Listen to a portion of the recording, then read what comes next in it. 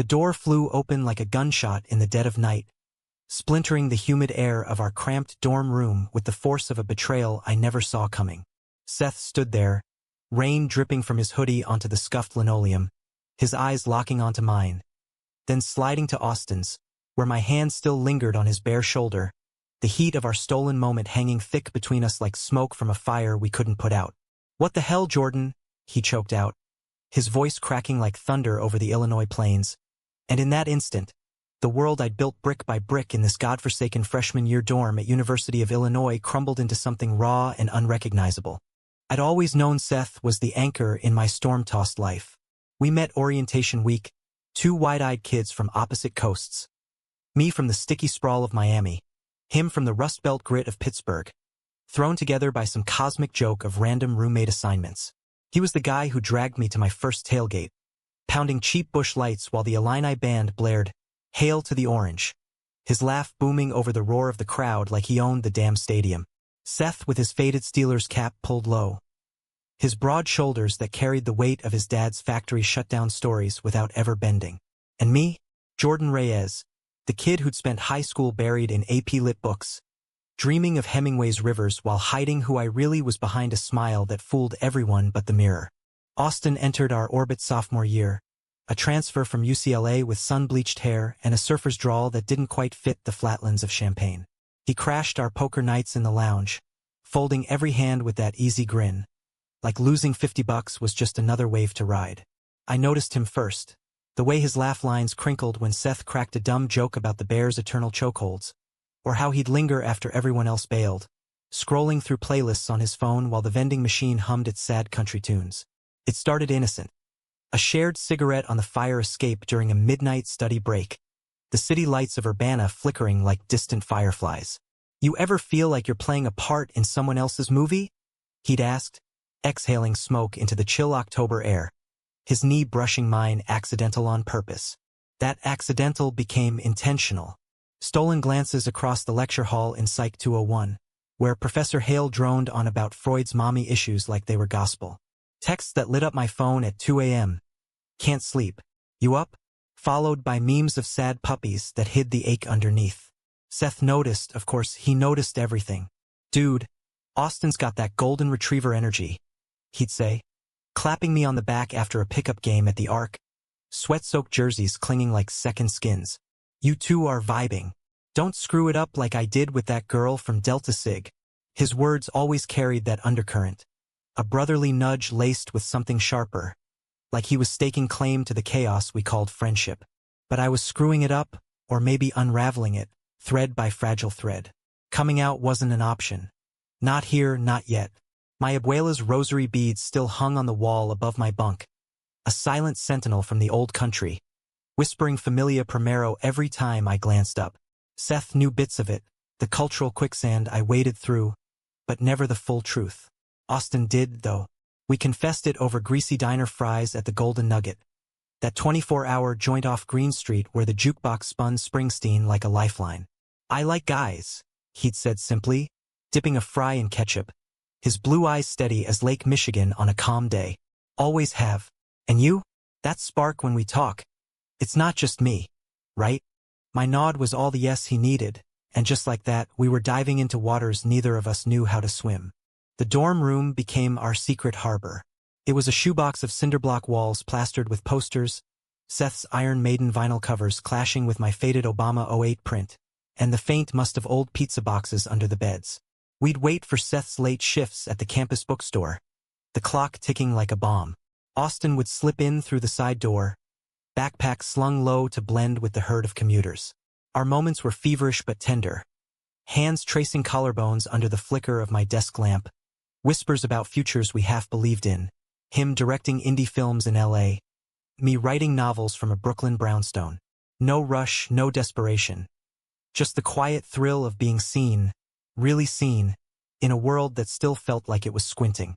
That night, the storm rolled in from the west like God's own tantrum, sheets of rain lashing the quad where undergrads huddled under inadequate umbrellas.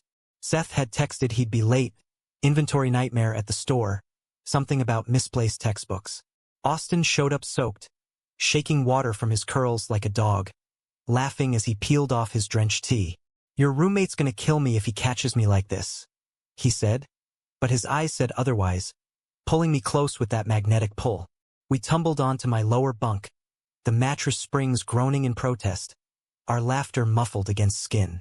It was messy, real, the taste of rain and salt, the way his fingers threaded through my hair like he was memorizing the map of me. For those stolen minutes, the world outside dissolved. No exams looming like guillotines, no family calls laced with unspoken expectations, just us, suspended in the eye of the storm. Then the door, Seth's silhouette, the hitch in his breath, the way the room seemed to contract around his fury. He didn't yell, not at first, just stood there, fists clenched at his sides, the rain pooling at his sneakers like tears he wouldn't shed. Austin bolted upright, yanking a blanket over us both, his face paling to the shade of the fluorescent hallway buzz. "Seth, man, it's not," he started, but Seth cut him off with a laugh, bitter and hollow, the kind that echoes in empty steel mills. "Not what? Not you two sneaking around like I'm some idiot side character." Seth's voice rose, cracking on the edges, his Pittsburgh accent thickening with the rage. He slammed the door behind him, the bang reverberating through the thin walls, drawing muffled curses from the hall. "I've been covering for you, Jordan. Late nights, studying. I lied to myself because you're my best friend. But this? With him?" His eyes flicked to Austin, venomous, then back to me, pleading, like I just gutted him with a dull knife. The betrayal hit me like a sucker punch from the blind side. Seth, who'd held my hair back after too many shots at the house parties, who'd driven me to the ER at 3 a.m. when food poisoning from a bad burrito laid me out. He wasn't just mad. He was shattered, and in his shards, I saw the reflection of my own cowardice. "Seth, wait." I scrambled off the bed, pants half-buttoned, heart hammering like the bass at a phi-cap rager. Austin reached for me, but I shrugged him off, the air between us suddenly electric with regret. "It's not about you." I didn't know how to. How to what? "Tell me you're gay." The word landed like a slap, raw and unfiltered, slicing through the humid air.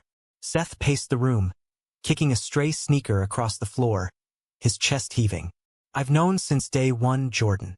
The way you look at guys in the weight room, the poems you scribble when you think I'm asleep. I waited because I thought maybe it was us, that we'd figure it out together, like everything else." The room spun. Austin froze by the window, arms crossed tight, his easy confidence fracturing into something vulnerable, exposed. Seth's confession hung there, a ghost I'd never glimpsed. My best friend, nursing a crush in the shadows of our bromance, mistaking my silences for signals. The conflict tore at me. Loyalty to Seth, the brother I'd chosen, clashing with the pull toward Austin, the man who made my pulse race like a V8 engine on an open highway. Rain hammered the pane, a relentless drumbeat underscoring the storm inside. "You never said," I whispered, sinking onto the edge of the desk, the wood cool against my palms. "I was scared, Seth, of losing you, of everything blowing up." He stopped pacing, deflating like a punctured tire, sliding down the wall until he sat on the floor amid crumpled energy drink cans. "Yeah, well, joke's on me." His voice broke, and that's when the tears came. Not mine, but his, tracking silent paths down his stubbled cheeks. Austin moved then, not toward me, but to Seth, crouching low with a gentleness that stunned us both. "Hey man, this sucks. For all of us. But yelling at him? That's not you." Seth looked up, surprise flickering through the hurt, and for a heartbeat, the three of us were suspended, strangers in familiar skin, navigating the wreckage. What happened next shook me to my core, not in fury, but in grace. Seth wiped his face with his sleeve, nodding once, slow. "You're right. God, Austin, you're always right." A watery laugh escaped him, disbelieving, and he extended a hand, not to hit, but to pull Austin down beside him. I joined them on the floor, the linoleum biting into my knees, our circle imperfect but intact. We talked till dawn cracked the sky over the quad, the storm ebbing to a drizzle that pattered like hesitant applause. Seth spilled it all. The ache of unrequited whatever it was, the fear of queering our friendship in a world that still side-eyed guys like us. Austin shared his own scars. Rejection from his surf bum dad back in Cali. The isolation of transferring east with secrets packed tighter than his duffel. And me? I laid bare the terror of the hyphen in my identity. Cuban-American, queer, adrift in the heartland where machismo lingered like cigar smoke. No easy fixes, no hallmark bows. But in that raw unraveling, something human bloomed. Forgiveness not as erasure, but as expansion. Seth didn't vanish. He evolved, becoming the ally who'd crash our dates with bad puns. His Steelers cap a shield turned banner. Months later, under the autumn blaze of Campustown's bonfire, Austin and I stood hand in hidden hand, Seth toasting us with a solo cup raised high. To the idiots who almost wrecked it, he said, eyes clear, voice steady. The firelight danced on his face, turning pain to wisdom, and I realized the shake wasn't the catch, but the catch and release. How betrayal forges, if we let it, a deeper hold. In America's messy heart, where dreams clash like thunderheads, we'd caught each other. Not to cage, but to carry on. And that, brothers and ghosts alike, is the truest romance of all.